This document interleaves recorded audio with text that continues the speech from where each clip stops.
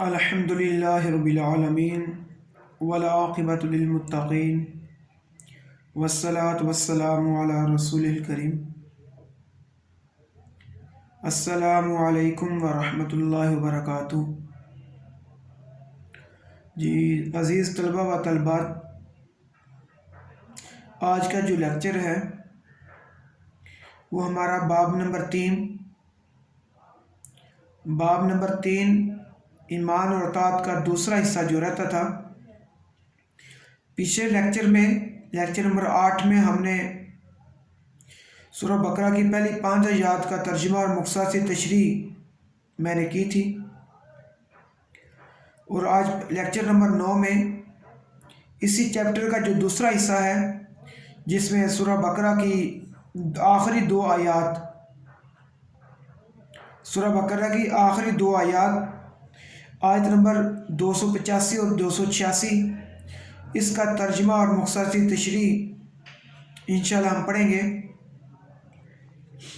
آپ کے علم میں یہ بات ہونی چاہیے کہ یہ جو باب ہے وہ ہے ایمان کی حقیقت اور ایمان بالغیب۔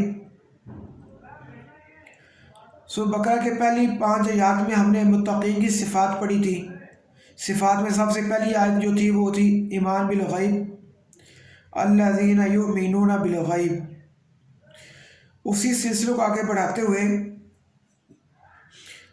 سورہ بقرہ کی جو آخری دو آیات ہیں، اللہ تبارک و تعالیٰ ان میں ارشاد فرما رہے ہیں،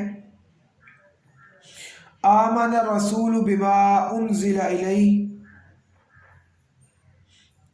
آمن ایمان لے آیا، الرسول صلی اللہ علیہ وسلم، بما جو انزل نازل کیا گیا، الیہ اس کی طرف، من ربہ اس کے رب کی طرف سے،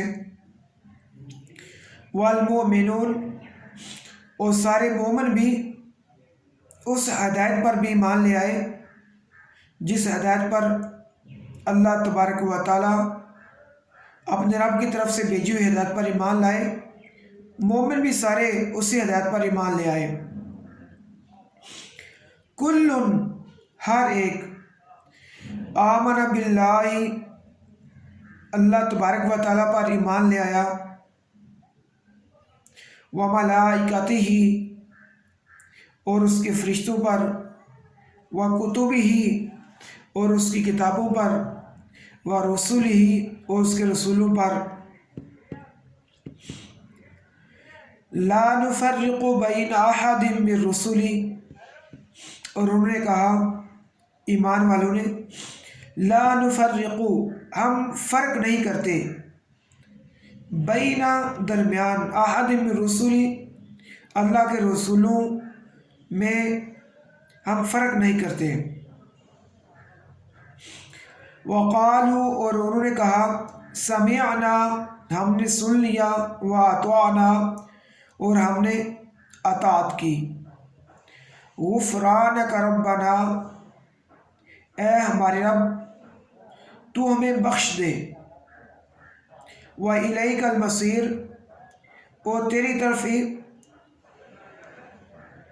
پلٹنا ہے۔ اب آخری آیت سورہ بقرہ کی آیت نمبر 286، لا یکلف اللہ نفسا، لا نہیں، یکلف مکلف بنانا، تکلیف دینا، اللہ تبارک و تعالیٰ کسی نفس کو، کسی جان کو وہ تکلیف نہیں دیتے، الا وسعها مگر اس کی طاقت کے مطابق، لہا ما کسبت اس کے لیے وہی اجر ہے نیکی کرنے والے کے لیے، ما کسبت جو اس نے نیکی کی، وعلیہا مکتسبت اور برائی کا وبال بھی اسی پر ہے جس نے اس کو کیا۔ ربنا لا تؤاخذنا اے ہمارے رب، لا تؤاخذنا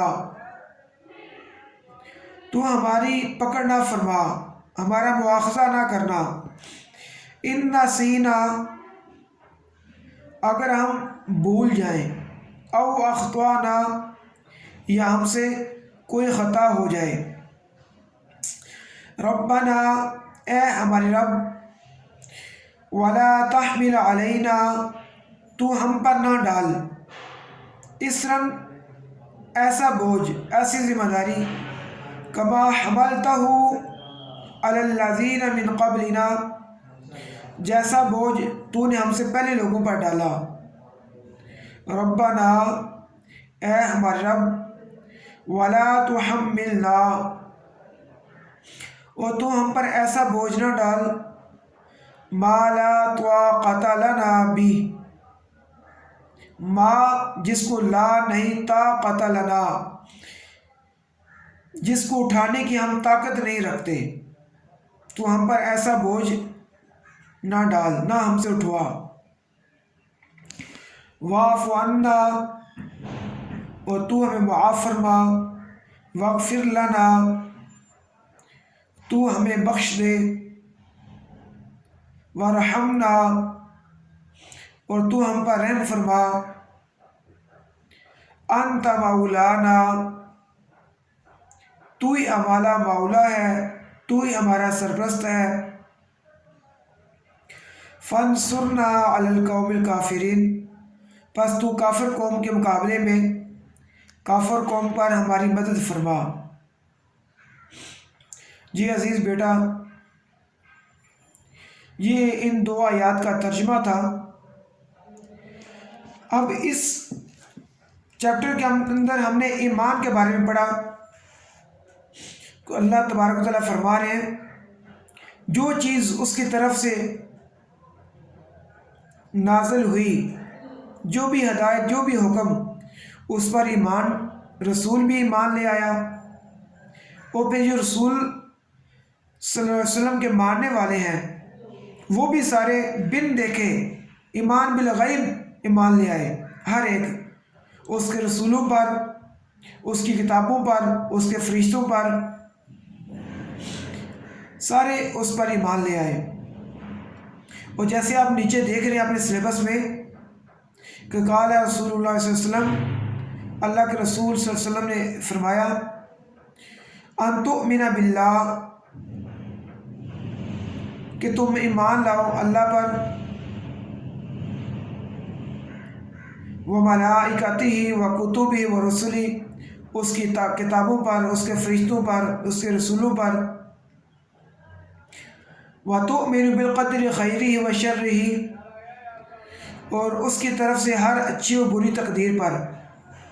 یہ حدیث جبرائیل یہاں پہ جو ہمارے اس چیپٹر نمبر 3 کے آخر پر جو حدیث ہے، اس میں صرف جب حضرت جبرائیل علیہ السلام نے اللہ کے نبی صلی اللہ علیہ وسلم سے پوچھا کہ ایمان کیا ہے، تو اللہ کے نبی صلی اللہ علیہ وسلم نے ان کے سوال کے جواب میں جواب دیا کہ تم اللہ پر، اس کے رسولوں پر، اس کے فرشتوں پر، اس کی کتابوں پر، اور اچھی بری تقدیر اسی کی طرف سے ہے، اس پر ایمان لے آؤ.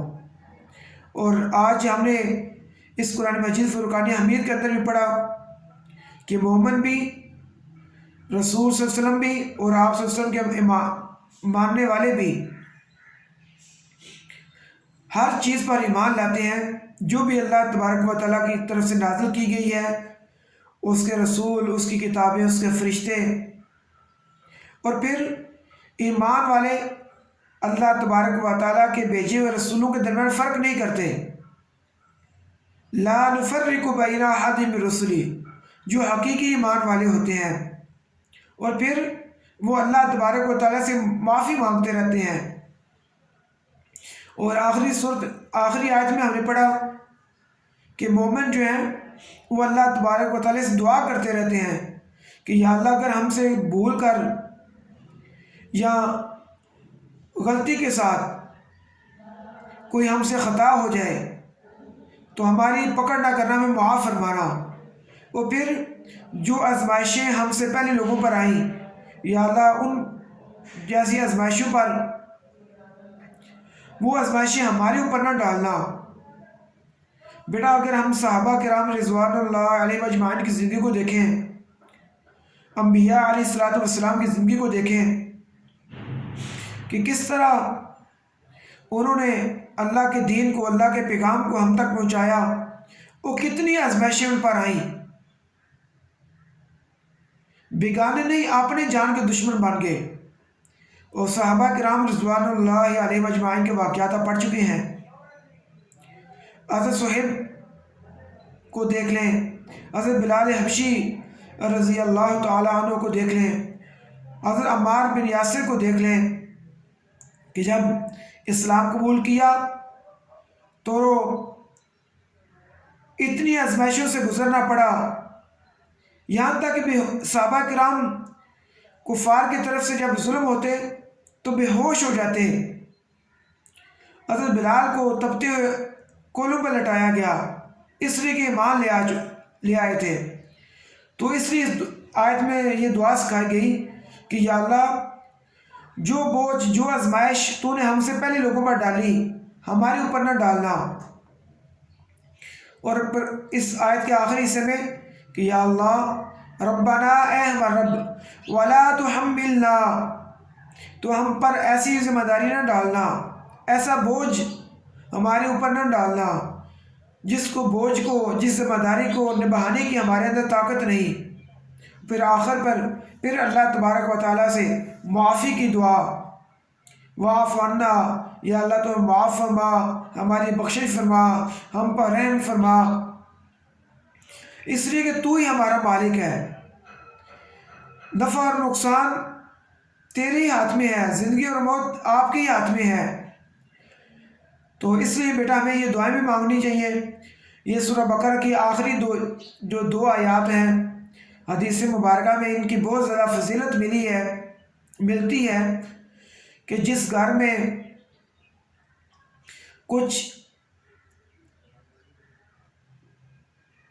جنات کے اثرات ہوں، جادو کے اثرات ہوں، تو سورہ بقرہ کو زیادہ سے زیادہ پڑھا جائے، اور خصوصاً سورہ بقرہ کا پہلا رکوع اور آخری رکوع اس کی تلاوت کی جائے، معوذتین آخری جو قرآن مجید کی 2 صورتیں ان کو پڑھا جائے۔ تو اس لیے ان 2 آیات کا بھی بہت زیادہ فضیلت ملتی ہے حدیث مبارکہ کے اندر۔